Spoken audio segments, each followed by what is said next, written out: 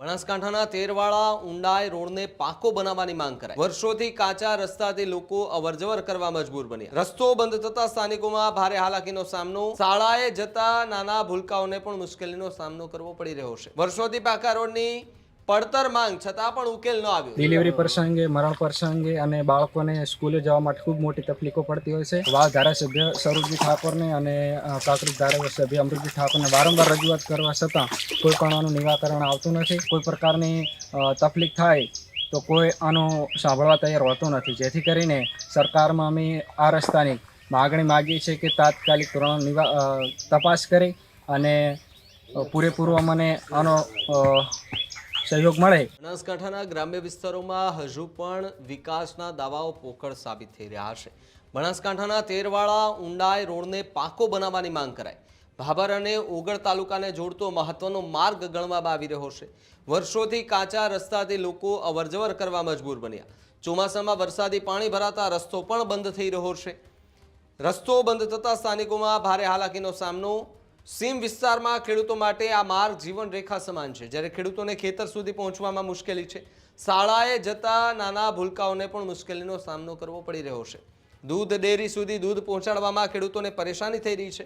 Medical ઇમરજન્સીમાં પણ લોકોને હાલાકી ભોગવવાનો વારો આવ્યો, જે 2 તાલુકા અને 2 જિલ્લાને જોડતો મહત્વપૂર્ણ માર્ગ અતિ બિસ્માર બન્યો છે।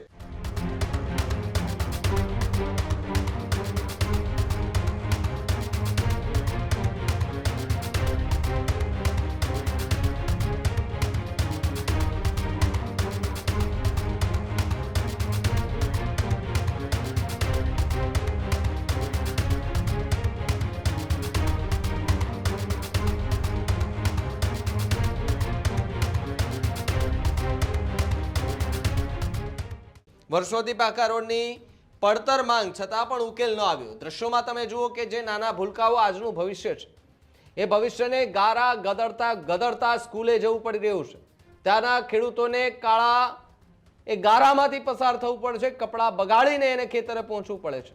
ત્યાંથી વાહન કેવી રીતે પસાર થતા હશે એ ખેડૂતોનું મન જાણતું હશે, પરંતુ અહીંયા રસ્તાની માંગ કેટલા સમયથી કરવામાં આવી છે, છતાં પણ કોઈ જાતની કામગીરી નથી કરવામાં આવી। આજનું ભવિષ્ય કે જે ચોપડાનો એ ભાર લઈ સ્કૂલે કેવી રીતે પહોંચી રહ્યો છે, જુઓ તમે દ્રશ્યો। બનાસકાંઠાના તેરવાળા ઉંડાઈ રોડને પાકો બનાવવાની માંગ સાથે હાલ તો ગ્રામજનો જે છે તે મેદાને જોવા મળી રહ્યા છે। બે ગામડાને જોડતો રસ્તો અવરજવર માટે ખૂબ ડિલિવરી પ્રસંગે, મરણ પ્રસંગે અને બાળકોને સ્કૂલે જવા માટે ખૂબ મોટી તકલીફો પડતી હોય છે। વારંવાર સરકારમાં રજૂઆત કરવા છતાં વાવ ધારાસભ્ય સરોજજી ઠાકોરને અને પ્રાકૃતિક ધારાસભ્ય અમૃતજી ઠાકોરને વારંવાર રજૂઆત કરવા છતાં કોઈ પણ આનું નિરાકરણ આવતું નથી અને ઘણી પબ્લિક હેરાન થાય છે। ચોમાસાની ઋતુમાં 3 મહિના રસ્તો બ્લોક થતો હોય છે અને 3 થી 4 કિલોમીટરના અંતરે 3 થી 4 ફૂટ પાણી રહેતું હોય છે, જેથી કરીને બાળકો શાળાએ જઈ શકતા નથી અને કોઈ પ્રકારની તકલીફ થાય તો કોઈ આનું સાંભળવા તૈયાર હોતું નથી, જેથી કરીને સરકારમાં અમે આ રસ્તાની માગણી માગીએ છીએ કે તાત્કાલિક ધોરણે તપાસ કરી અને પૂરેપૂરો અમને આનો સહયોગ મળે એ દરેક પાસે અમે આશા રાખીએ છીએ।